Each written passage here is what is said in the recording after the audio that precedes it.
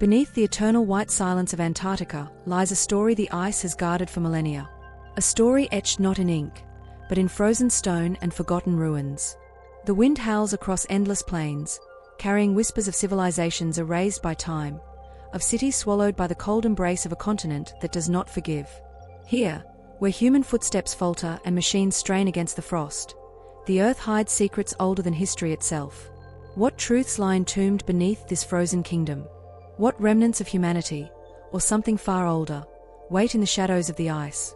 Before we step into the abyss of Antarctica's hidden past, take a moment to journey with us. Like, share, and subscribe, because what you are about to see will forever change the way you imagine the world beneath the ice. The white silence begins with nothing but quiet. A quiet so big and heavy that it feels like the world has stopped breathing. Antarctica is a land of endless white, stretching so far that the ground and sky blend together.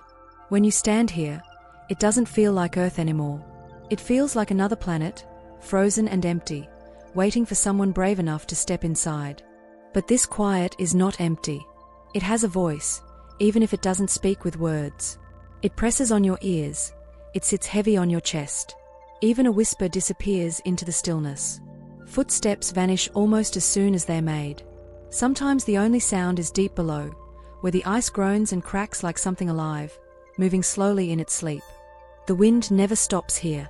It roars across the land, shaping the snow into strange forms. Sometimes it polishes ice into smooth, shining walls that glitter like glass. Other times, it carves sharp peaks that look like teeth rising from the ground. Walk through them, and it feels like stepping into a frozen palace, built not by humans but by storms themselves. Everywhere you look, there are glaciers, giant rivers of ice, wider than cities, taller than mountains, older than time itself. They move so slowly you cannot see it, but they never stop.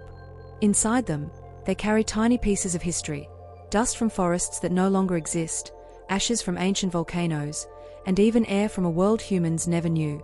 And when a glacier finally breaks, it is like thunder shaking the sky. The sound is so sudden and loud that it feels as if the whole continent is alive and calling out. Storms here are fierce. They rise without warning, walls of snow racing across the plains. The world turns white, and the sun disappears. You can't tell where the ground ends or where the sky begins. To be caught in such a storm is to be swallowed by the land itself. In moments like these, you learn how small and fragile people really are. Machines can freeze, strength can fail, and all you can do is hold on and hope the storm passes. And yet, even in this harshness, beauty appears. When the storm clears, the world glows. Sunlight shines on the snow, turning it silver and gold. At sunset, the ice becomes purple, the sky burns orange, and shadows stretch like long fingers across the land. And when night falls, the aurora begins. Green and red lights dance in the sky, moving and twisting as if the heavens themselves are alive. They shine down on the ice, making the land look like a dream painted in light. In those moments, Antarctica doesn't feel cruel. It feels holy, like a temple made of ice and sky. To stand alone under the dancing aurora is to feel the universe whispering to you, telling you that this land is not empty, it is full of secrets. Antarctica is more than a place. It is a character, with moods and tempers.